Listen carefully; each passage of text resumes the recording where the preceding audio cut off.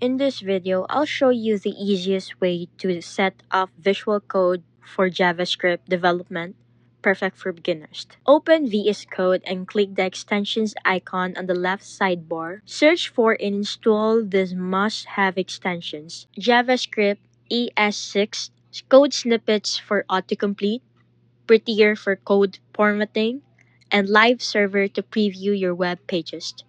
Create a new folder on your desktop called My.js project.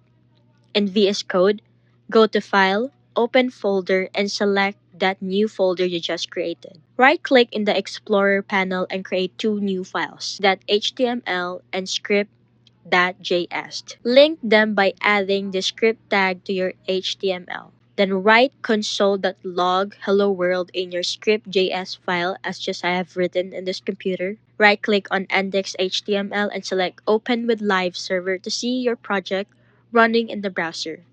And that's it. You're now ready to code JavaScript and VS Code.